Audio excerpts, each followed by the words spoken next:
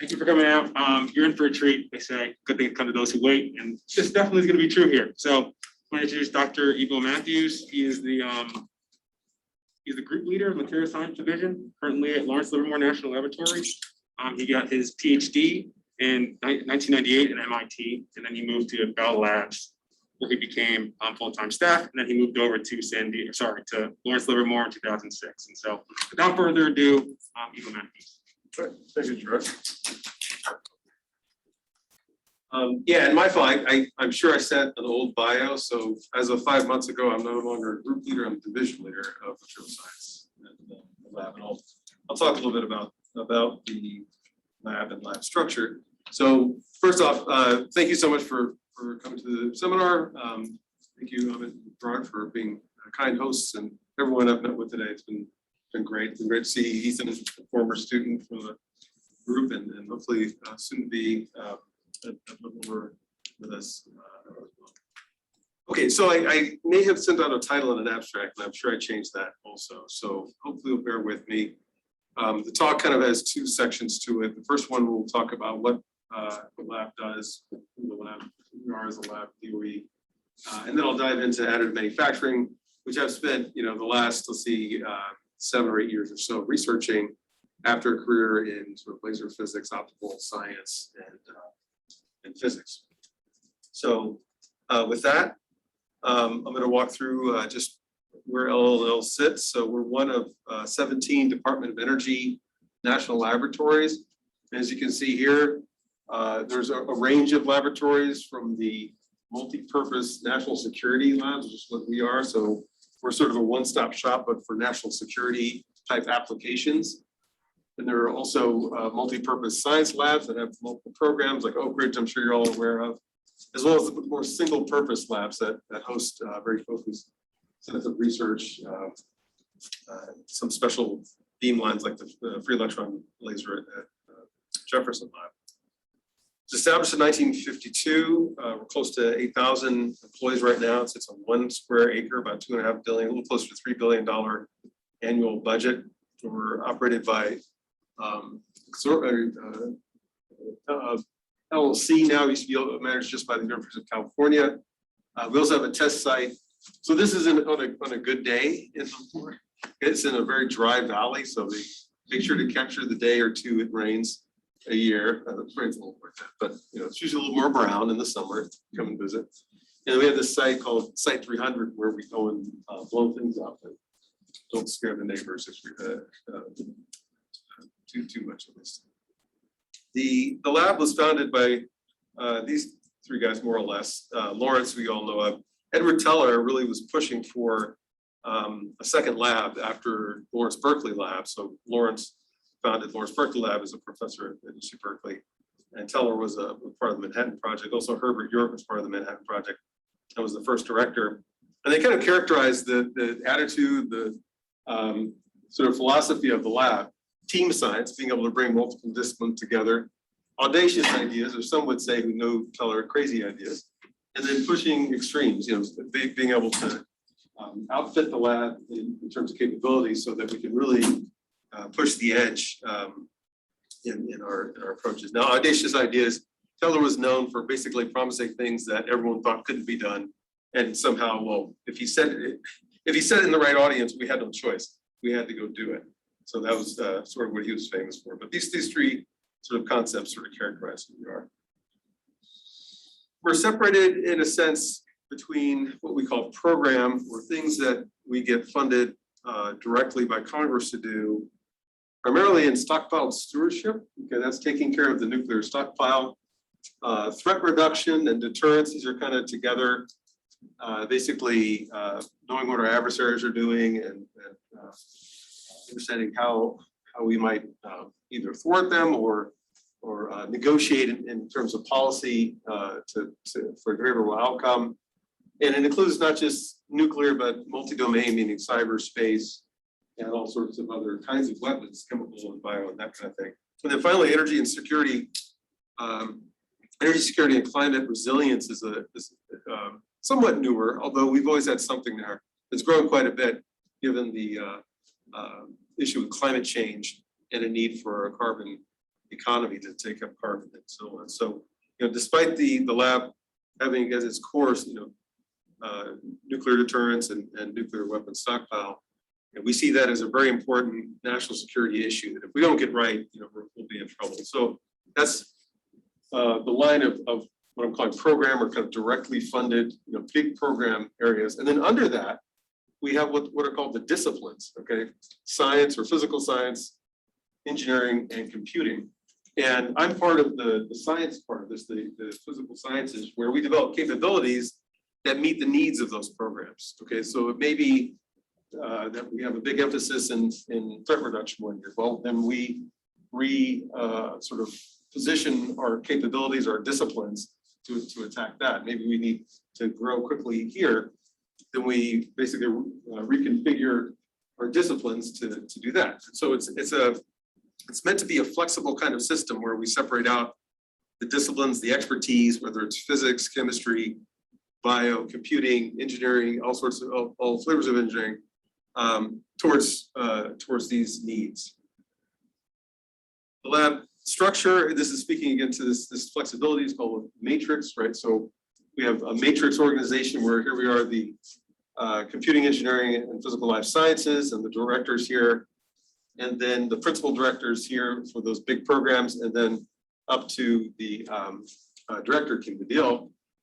We happen to be our first woman director, which I'm very happy to be on her tenure. In fact, I tell people that it's interesting to note that just in terms of diversity, if you work for this program, there's actually a line of women that go from group leader all the way up to the Secretary of Energy.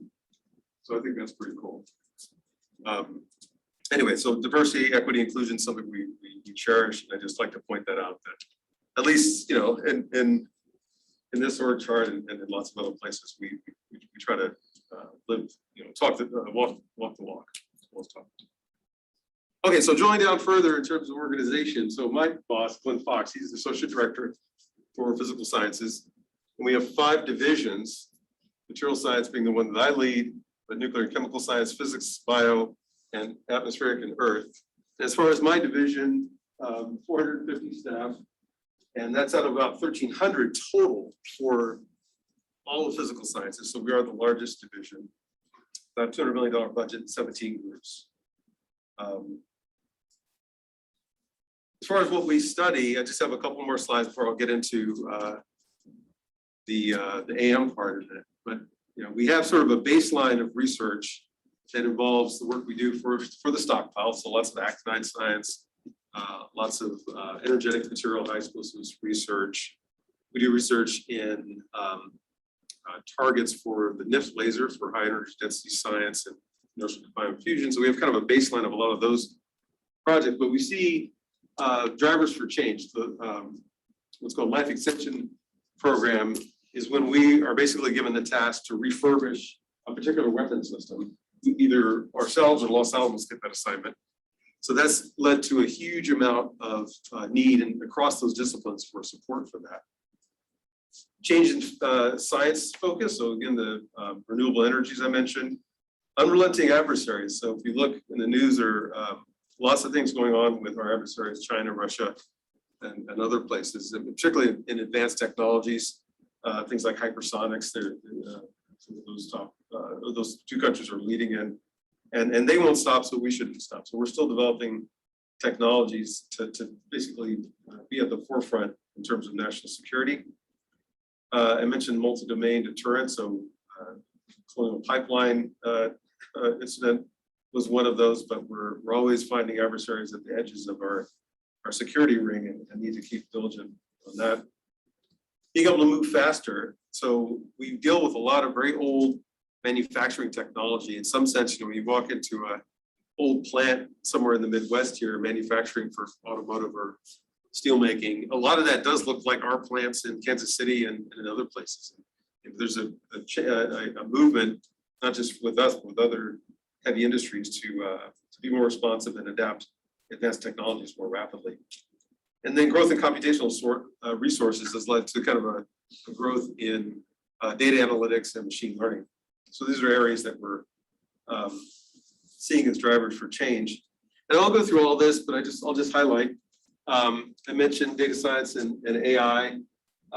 Today was really fun talking about this and predictive models, predictive materials models, and the computational materials modeling group, energy for materials for energy and carbon. And then this last one that I'll then basically talk about in terms of AM, advanced manufacturing and design of materials to meet our mission needs. So there's always a need for higher performance materials. With additive manufacturing, we see a realization of that need for both materials and the structures. So with that, I will dive right in. Now, I shouldn't have to explain this. I won't explain this much, but you know, the advent of AM, it covers not just metals, which we've been talking about all day here, but also optics. We have a program in 3D printed optics in polymers and these sort of cushions and pads. And it's really been a game changer for us in terms of what we can do in terms of adding functionality, reducing costs, reducing footprint in some of our production agencies. But we know that metal AM isn't perfect, right? We've got this sort of picture of the good, the bad, and the ugly. I like to show, right? So now this would be an animation, but I don't want to crash my computer here. So we know the good: greater design freedom, the ability to have a all digital design, digital thread, so to speak, enhanced performance. Talked about that, but it's more complex. More hazards go along with it. Qualification and certification are a big one. And things can go really bad if you don't take care of defects. I think we all been talking, well, lots been talking about that today. Things like the defects, residual stress, and limited alloy choices. So on the upside, the technical challenges here prevent opportunity for scientific study and further innovation. So that's what at least keeps us all going. Yeah, it's really too bad. I'll have to wing these non-animated slides. I really do. I've gotten to be an animation sort of artiste here, but oh well. So there's a 3-panel here that shows what we're doing, kind of in our ecosystem. We've invested a lot of time and sweat and tears in understanding the process, understanding the physics of the process for model validation. And I'll talk about these for a good part of the talk. But there are 2 other pillars that you'll see later on in modeling and driving new approaches, as well as in situ monitoring. So it's kind of the 3 pillars of what we've done, what primarily the group that I've led over the years has done. But I will mention, if you go back in time, in 2015, there really weren't as many efforts going on. This disclosure in the last 6 years, and at the beginning it was so the Wild West. It was fun to be working in that. So I want to take you down a little memory lane of how I came to the lab and what I was working on when I got there in 2006. So I came from Bell Laboratories before getting to Lawrence Livermore, and I worked in optical materials, the photonics lab at Murray Hill in New Jersey, and started working on laser damage in large fused silica optics for the National Ignition Facility. And at the time, they didn't have a good method for repairing those optics. I'm so tempted to go to all right. Have to do this by hand. So the way we repaired optical damage in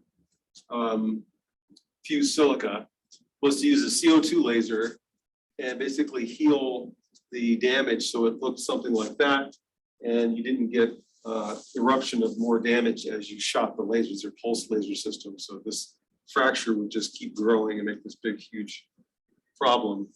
We developed a method to micro machine the damage.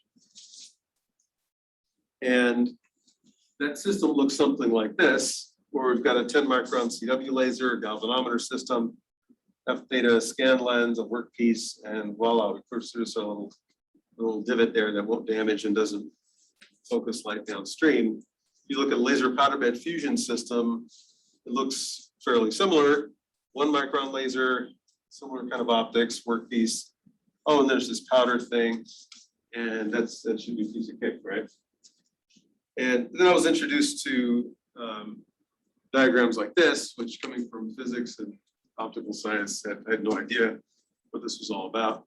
But needing to understand the solidification maps, understand how how heat's transported in material. We did a little bit of heat transport in the fused silica, but really the alloys used in practical applications are not the simple, pure copper that you study in grad school physics. So, but that's fine. We kind of got through that.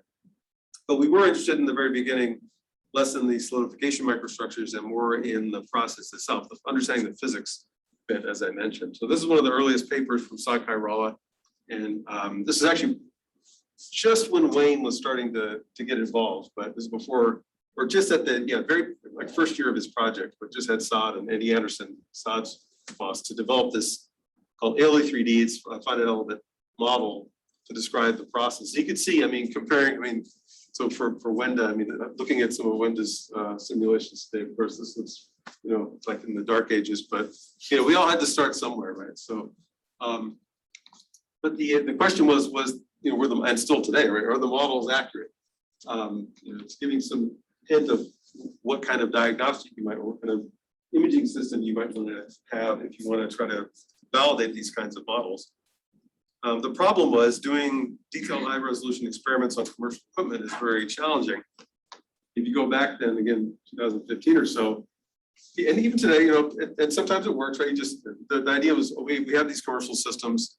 We're going to somehow try to mount a camera on the side there and look a meter away and see what we could see. Well, from my optics background, I knew that's going to be a problem just in terms of the F number and resolution.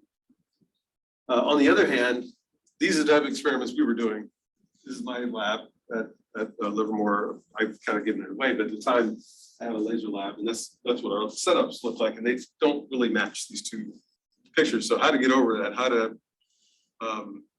basically create the right conditions with optics equipment and get better insight to the problem. So this is our first setup that we put together. It was really based on the CO2 laser polishing. In fact, it's a CO2 laser. Okay, but we were really bootstrapping ourselves, right? So I just wanted to share the fact that, A, we really didn't know what we were doing. B, we didn't have the equipment. And, C, we didn't have money for new equipment. But nonetheless, we used what we had and we produced these, initial movies. This is of a single particle being heated up by a CO2 laser. And we're watching it sort of melt, it's molten, and then we see it wet. And I don't know, it was fun to do that, but we couldn't get a whole lot of meaning out of it. More meaningful was to look very carefully at the powder layers after we exposed them. They see these little single dots, just real simple experiments. And we were curious, it's covered up here, but the little phrase here says, where did the powder go? So you see these little empty zones around the melt pool. And then also these little melt pool droplets are higher than we would have expected. If you just took a circle around where the droplet is and counted up the particles, you wouldn't end up with a bump that high. That was a mystery at the time, but the two clearly go together. And by now we know why. But that was the sort of the question, why are the melt pools high and why is powder missing? So in 2015, we got a budget. And we wanted to go after, gosh, this is really killing me. Okay, I'm going to risk it. If that's okay with you guys.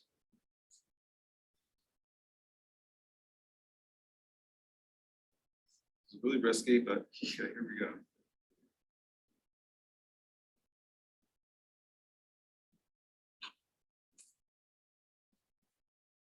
Okay. Hey, let's hope. They may not be okay. I don't know if they're seeing it. Or they're seeing the presentation mode, but that's okay. You want to ask them if they're still happy? Can you see on Zoom? Let's see.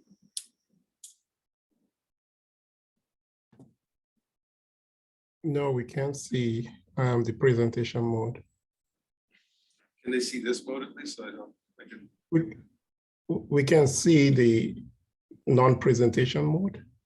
Okay, so we have a choice. You guys see this one or the other? What do you prefer?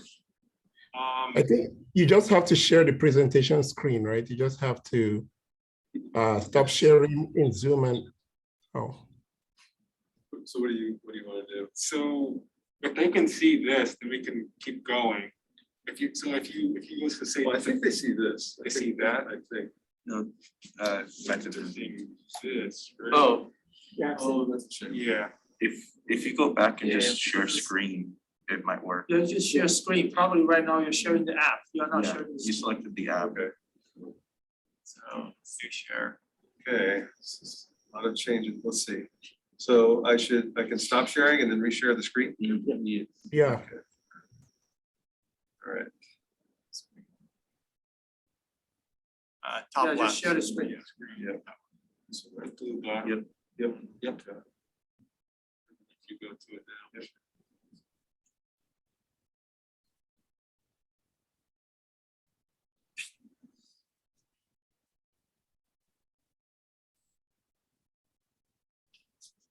Yeah, or they can see the presentation. Good? Yeah, I think you're, the other way. Oh, okay. Is that acceptable? Yeah, let's go with Okay. it, yeah. yeah, that works. Let's stick with this. Yeah. Oh, no. A poor computer. What's going on here? Okay, well, that's something. All right. Apologize for that. I don't know what's going on with my computer. It's usually a well-behaved, friendly, nice computer. All right, so I talked about the understanding the physics and trying to get to the bottom of it using high-speed imaging and also other methods like absorptivity. So I'm going to first talk about the in situ optical monitoring and specifically talk about denudation and pattern, which goes back a ways. So this is again a sort of a historical thing, but the reason we care about denudation, oh boy.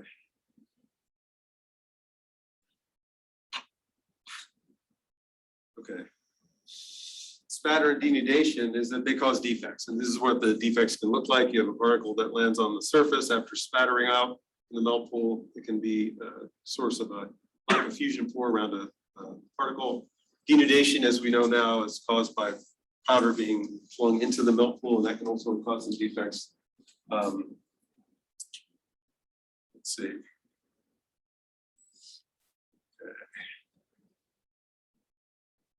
And so, these movies are not going to work.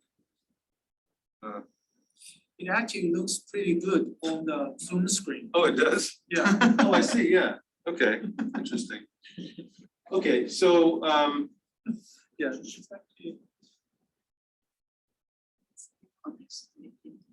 so for people in the Zoom, I guess you're seeing something sort of reasonable. All right, so our first sort of go at it was to look at without illumination, and there were some interesting effects here. So I'll point to this, but I don't think it's gonna be hard to see, but the first indication that spatter, the majority of the spatter is actually created by particles in train near the melt pool and being superheated by the laser that came from that video. And that was again, making these setups that are somewhat custom setups to monitor what's going on. So this movie you see in the Zoom was our first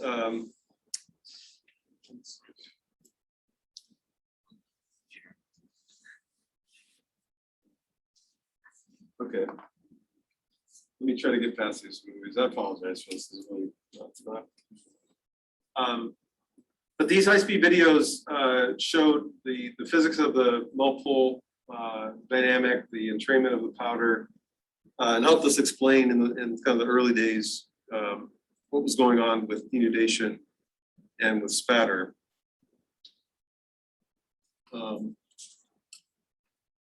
Let's see, maybe I'll escape out of here again, or it's not too bad. Let's move on. Okay. Interesting. There are two different screens. So just bear with us, Zoom people. So the next one is to look at not just probing the physical picture, but understanding what the energy coupling is into the material. And for that, we designed a custom setup, basically a microcalorimetry setup that you guys just missed, but they saw, unfortunately. So the idea was that we would build a machine out a thin wafer, a 1 centimeter wafer of metal of interest. We'd spread powder over that and we'd hold it with a porous silica holder to thermally isolate it and use 75 micron thermocouples to measure the temperature in 2 spots. And from that, we can deduce what the amount of heat was, and just taking that versus the measured laser power going in, we can derive what the net absorbed energy is into the material. And we can do that as a function of use laser parameters. And at the time, this hadn't been done. And importantly, it wasn't available for modeling, for basically guide the input energy to the models. When you look at these curves, so I should walk through these, you can see the measured absorptivity is a function of laser power. We have these kind of 3 regimes where we're in the so-called conduction mode or so. Then we get this strong transition where you start to create a little divot here, and the multiple reflections into the melt pool enhance the net absorptivity. And then at very high powers, you'll get these classic keyhole kind of shapes where pores can form at the bottom. And I'll just say at the time, the first response I got was, oh, who cares about all this data? You know, you're supposed to be here. Well, as it turns out, the processing window for this particular set of conditions is somewhere in here. It's actually right near this sort of turn on, which meant at the time, keyholing wasn't all bad, right? That's sort of an important point. So keyhole at the time got a kind of a bad name, and maybe it's a misnomer, maybe it's just vapor depression is what I would more physically call it. Because keyholes are always associated with this far end where you get defects. But nonetheless, the change in absorptivity really meant that if you were modeling and you just sort of winged it and said, oh, what's the, you know, so for stainless steel, it's about 0.3. Oops. Stretch break just came up.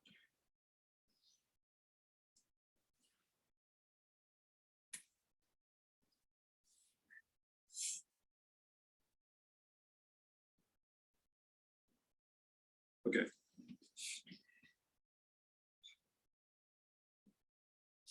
Okay, they're synced again. So as I was saying, if you just took the either solid or liquid, they're right both around 0.3 values for absorptivity for steel plate, you'd be way off because it's not close to what the actual use conditions are.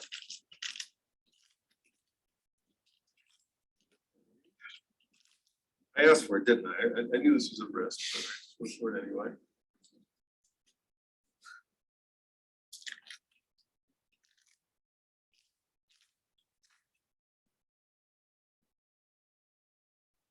Okay. So this is just a comparison. This is showing one of our finite element models, maybe. This is from Saad Kairal. It's a little hard to see. It's still okay in the zoom, but showing the calculated melt pool morphology and a comparison of the simulated and dashed and the measured absorptivity, again for stainless steel. And we could also compare the predicted depths versus laser power.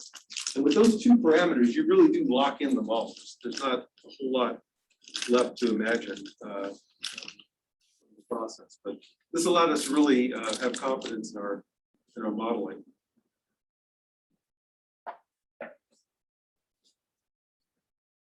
So this will settle down. So the next part of the talk is detailing our in situ X-ray probes.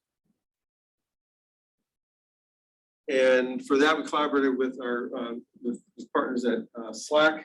This is actually an ERE funded project. It also involved Ames Lab.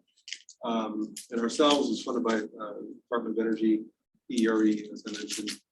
And even though I felt like we were a little bit late to the game, you know, Tao Sun and Tony Rolla had already kind of planted the flag in the ground of these in situ X-ray radiograph studies. We had maybe a little advantage in terms of the laser control that we were doing. So I don't have a whole lot of that here, but we designed our systems to be able to scan and change laser power simultaneously. And this comes from our previous work that we did in NIPS, in fact. So we knew how to do studies of turnaround and triggering, and I don't know, I think that was how we thought about it, at least, that this is something we could study. And in particular, we wanted to study the turnaround defects that we knew were there. Now, as you're scanning around, right, doing serpentine type of scanning, not skywriting, although there's a similar type of defect in skywriting, you end up at the end of these tracks having a little pore that forms. And so we studied that. And okay, so the movie's showing okay there. You can sort of see it here. I apologize for the lightning show here. But you can see a movie of the melt pool coming down and the powder flying and then leaving these, oh, there we go, these pore defects. And so we were able to capture a number of those movies and plot out the pores as a function of material parameters. Laser parameters. And this is for Ti-64. I didn't save it up here. So the idea then was to use that data to validate a model that would be used to correct that kind of pore defect by adjusting the power as we go around the turn using a PID loop. And so this may not work out here, but trust me, it's working out on Zoom. So there's a turnaround here you're seeing. And as the laser goes around, it's leaving some pores. But if we go to a PID controlled turn, you can see in this case, what we've done is constrained the melt pool depth. And the output from this naturally is the laser power that was required to do that. So now we go back to these.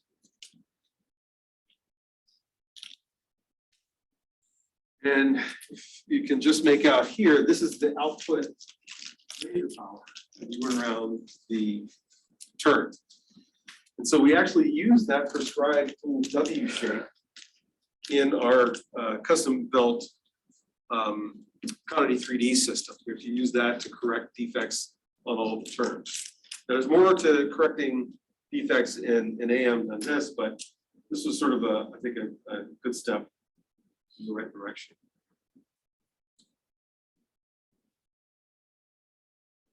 Okay, so moving on. I don't think there are too many more movies here.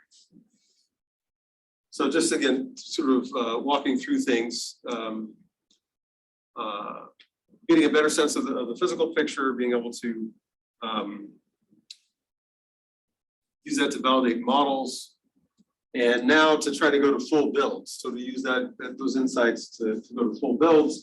And there's this, so I'm gonna skip that one just for now. Yeah, I'm going to summarize this for now. So this is sort of the end of the building setups for validating models, understanding the physics, but now moving on to full builds. This is just a quick, I guess now a screenshot of how we're combining thermal imaging, thermal modeling, and high-speed imaging to start to look at effects across full builds. Let's move on.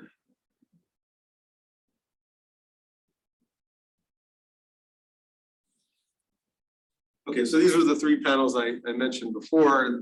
We've covered this. Now the question is, how can we use this insight to guide new designs, new approaches to AM? And so I'm going to talk about this center top one, intelligent feed forward, we call it. And the idea is that, as we know, the process as it is now is very Edisonian. We want to optimize the process parameters for a metal AM process. We start with guesses that we get from the manufacturer, put them in the machine, and then just keep repeating until we get it right. We know that's not acceptable. It would take up to a year for a new machine, material, and part. The idea of feed forward is that we a priori put into the machine the correct laser parameters. And we start with, doesn't show here, with local process mapping using those scan path or scan track, laser scan track level detailed information. We also need to be able to identify, I apologize, it's not showing here. Go forward. Pick up. There we go. It's close enough. So local process mapping to get scan track level detail, geometry dependent adjustments to the laser power, and then full scale corrections of distortion. That's kind of separate. And to help inform all that, we've developed a number of process monitors showing here.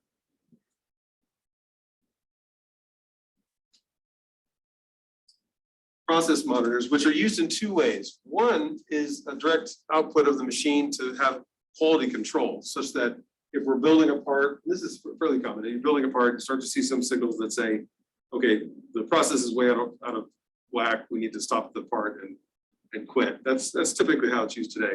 But you could also, even if it doesn't look bad on the build, take it out and basically use it as a surrogate for inspection. So you don't have to go through the costly and timely process of in situ or of X-ray CT. The other way we're using process monitors is actually as an input to the model.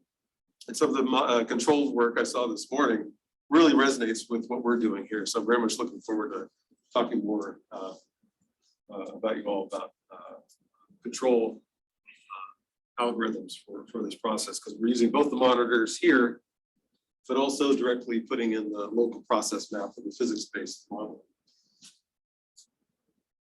We currently have a CRADA with GE to explore this feed forward process.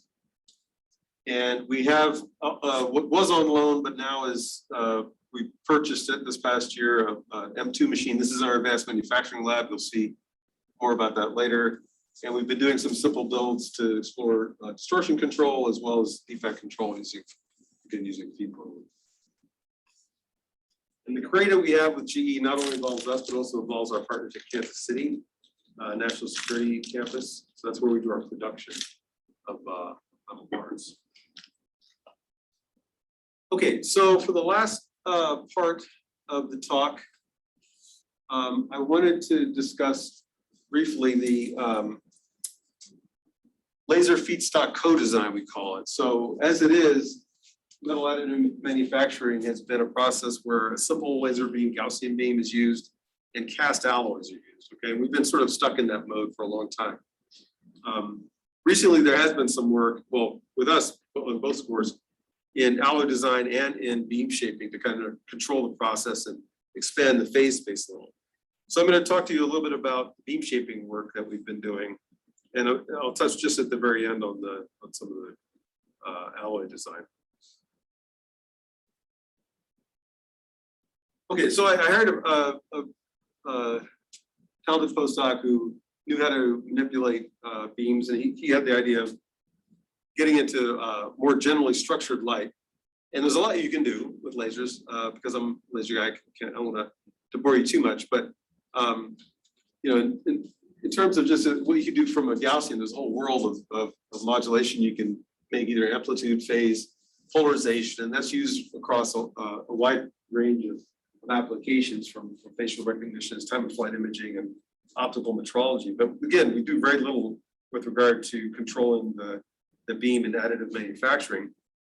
But we have had the thought, and I'll show you some results in a moment, of trying to control melt pool dynamics by controlling the laser beam itself. And the idea is to use some exotic types of beams called vessel beams, which we'll see in a minute. But you can also use beam shaping to shape shock waves, which our physics community is interested in. So what they'd like to know is how material under dynamic load goes through Rayleigh-Taylor instabilities or Rayleigh-Mishkov instabilities. And that can be studied either by corrugating a surface or by essentially corrugating the beam itself and controlling where the energy is pushing on the surface.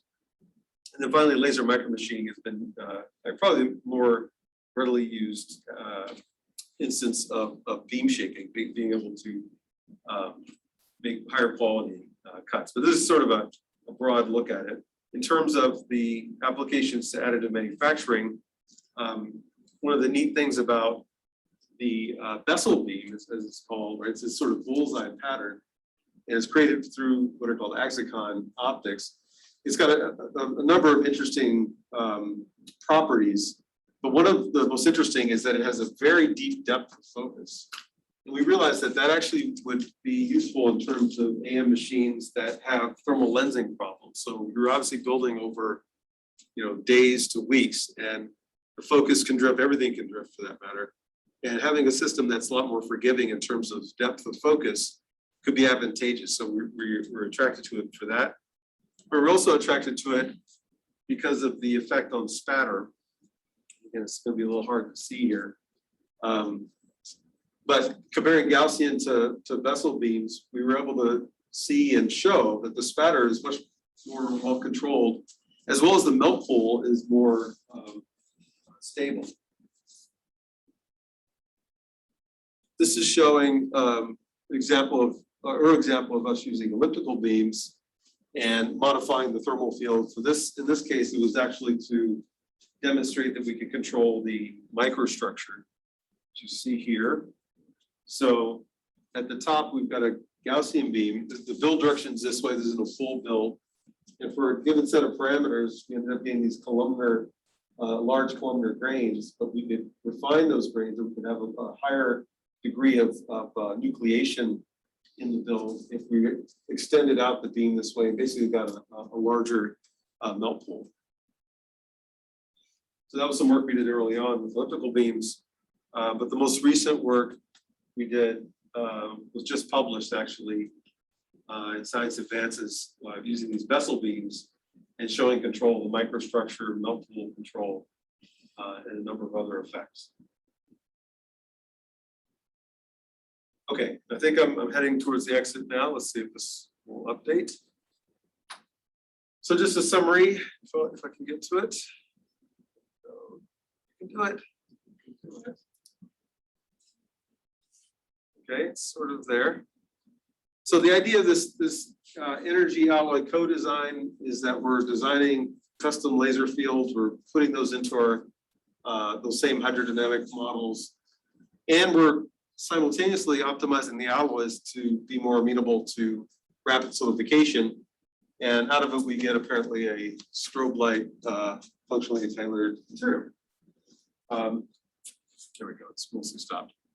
But in this sense, we're making the most out of the flexibility of the laser beam and of alloy choices, given that we're going to be scanning and building up 3D structures. It's sort of an exploration and kind of expanding phase space. And just two more slides here. I wanted to advertise our open campus, and this is our advanced manufacturing laboratory. This is where most of our industrial collaborations exist.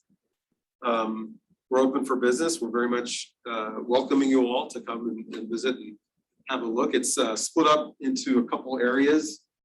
You can't really see inside, of course, but the left side is mostly metal-based, laser and metal-based manufacturing, and the right is our wet chemistry lab that looks something like this, where we do direct bright, we do photopolymer work there, and a lot of feedstock development, mixing new types of inks on that side. But on the left side, where I've sort of made home, or my group has made home, there we go. We have a number of systems. In fact, this is actually quite old now. There are two other systems, the DED formaloid system, but this is that concept laser system I mentioned. This little guy at MLab from Concept Laser is still hanging out, but soon will go. This is the custom system we built for tungsten and other refractories as a collaboration with Stanford, and also separately with Johns Hopkins. This pulsed laser system, combined pulsed laser and diode system we've used for a number of reasons. Companies spun out from the lab to commercialize the pulsed laser version. And then I show here, this is our collaboration and a number of others supported by the Fraunhofer system. And as a final plug, I again hope you all will consider the lab as a place to do research, either as summer interns or any time of the year intern, and our postdoctoral program. So just want to throw a quick plug up here. Internship programs at the lab are year round. In fact, Ethan was in the fall, I think, right, of 19. It can go up to a year. We have 100 summer students each summer, so it's a vibrant. I mean, we're getting 8,000 people, but 1,000 summer students in a normal year. So it's a fun place to be. Lots of hiking trips and exploration happens among those summer students. Flexible appointments that can be stopped and started. We can, have it essentially throughout your entire undergrad or grad school career. Internal and external funding on the postdoc side. Lots of cutting edge research. 25% of your time is actually covered by the lab to do what you want to do for career development. I think that's a really important and unique thing that we do. So that 75%, you can spend up to 100% of the time doing research, but you're allowed up to 25% to go to conferences, finish old papers, learn something new, some new techniques. So it's a really wonderful sort of option for you. 2 3 year appointments, and we really do focus on career growth. Okay, so with that, I think I will and hope that was enlightening a little bit, not to you don't have a headache now from all the time. But thank you for your attention.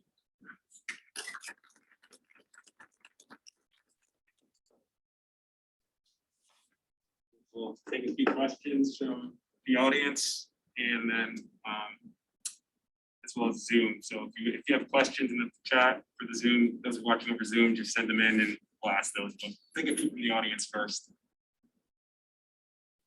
So in the machine that you showed that you're changing the type of beam, so is this an industrial machine or the machine that you have over there? So change the type of beam on the very last slide, yeah.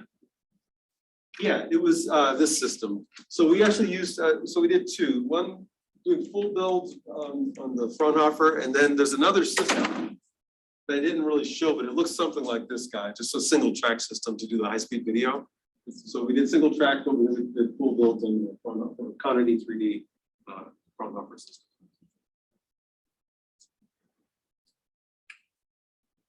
One more maybe from one of the. Thanks so much, Ibo, for the great presentation.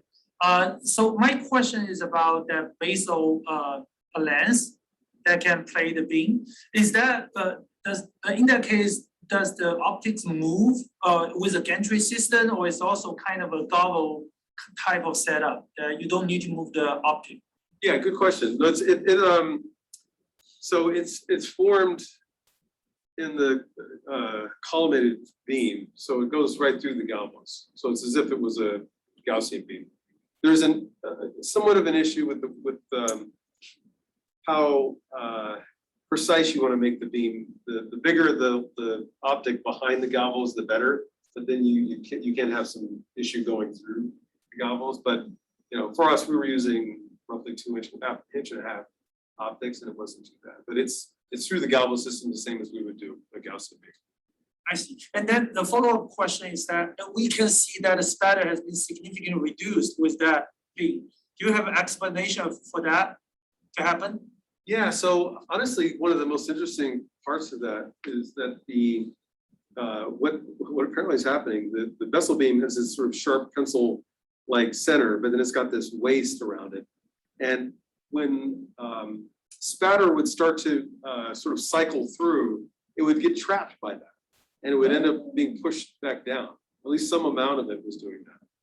Is that a hypothesis, or you saw that You one? can observe it. Yeah. You we see it. observe, okay. Yeah, that's one aspect. The other, the temperature distribution is a little bit different. The melt pool, it looks like the beam in some sense. It's got a big melt. There's a big melt pool and a very tiny keyhole core or keyhole depression, as opposed to the Gaussian, which had a smaller melt pool and a bigger keyhole. So we think there's just more flow to entrain and produce spatter. So those were both somewhat observed, but we didn't quantify it as much as we wanted to. It's discussed in the paper. Okay, yeah, I'll read that one. Very interesting. Thank you. We have one from the chat. from Canada, and he asked, can you explain your intelligent feed-forward system again? Yeah, so I know I went through that a little bit quickly. So let's see. Not sure if it's going to help if I go back. Let me see if I can go out here. I'll slowly start to explain it as I hopefully don't crash everything. So in the beginning, our feed forward work was based on thermal modeling. And I may have done it here. I'll just leave that for a second. So in the beginning, we used those high fidelity finite element models as well as the just basic thermomechanical models to instruct how to do lowering power in the overhang. Right. So again, feed forward being the prescription of laser power to a part is a function of the geometry, material, visual system. But that didn't scale as well. Now, I was very intrigued by the finite difference methods, the radial basis functions that I heard earlier today. But in lieu of that, we turned to using diagnostic data and machine learning. In fact. So I didn't go through that in any sort of detail. But there is a paper coming out soon on that. I'm glad to share it. So the idea is that we take a training geometry, observe what the emitted thermal signal is from a photodiode, scan through different laser powers, and from that we can train the model to associate a correct laser power for a essentially even emission with a geometry feature. So I hope that made sense. Let me walk back through that.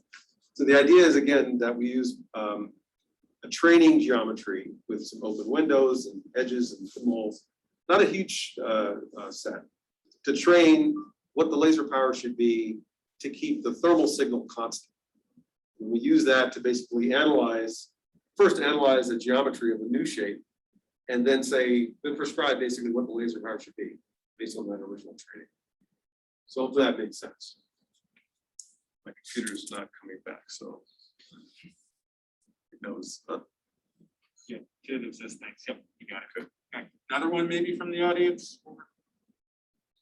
So do you also have research on powder, like developing powder as a composition, how you make powder? Is there something separate?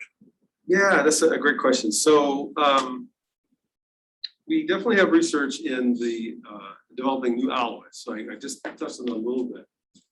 So using CalFAD, using phase field modeling to figure out what are better alloys for rapid solidification. Basically, I showed it. It was really quick on the side of one of the figures, but to open up the freezing range to drive equiaxial inflation, for example. As far as producing powder, we do have one powder atomizer that's in use right now. It's using producing very specialized powders that I won't have access to, or I guess I can have access, but it won't be anything that we publish. Let's put it that way. But we do have colleagues here and there that can produce. In fact, we had powder produced in Europe for a small run of titanium niobium. So at the moment, we don't have anything internal, but we do get some batches from outside. That'd be great. Yeah, we would like to be able to have more access to powder production someday. So if that's something we work on, that'd be great. Any more questions? I guess at one point you mentioned you had a machine that worked with like refractory metals. So like, has there been any, I guess, do you have like any recent progress in like, because I know it's very difficult to like handle refractory elements through laser processes. Has there been any recent progress there? Yeah, so let's see. So I had a postdoc from JP Kurz Group in Belgium.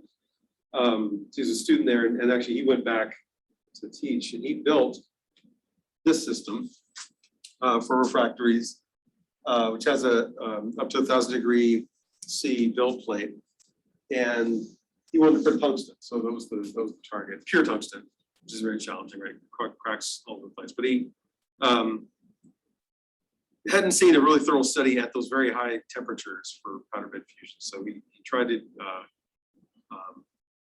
process single tracks with tungsten. Didn't quite work out, but what was interesting, and yeah, if my computer wasn't frozen, I may be able to show it, was he used high-speed video to capture the timing of the cracks along a single track and could compare that with the predicted ductile to brittle transition and final element modeling. So we learned a lot. We learned a good amount. We were able to kind of confirm that process. But our hypothesis still is that the right thermal conditions could prevent cracking if we get them right. And some combination of high temperature gold plate, maybe surface annealing with diodes, maybe beam shaping to tune the thermal history might end up doing it, but we don't have any.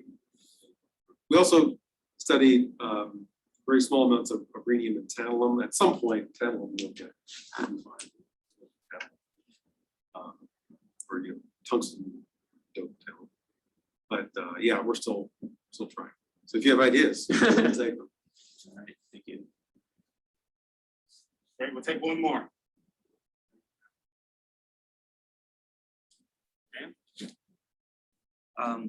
So most of the stuff that you were talking about was like laser powder bed and that kind of stuff. Are you interested, and I know you mentioned that you were looking into DMD, but like what other additive manufacturing like techniques are you interested in investigating, and like what do you think you can get from those versus selective lasers? Melting?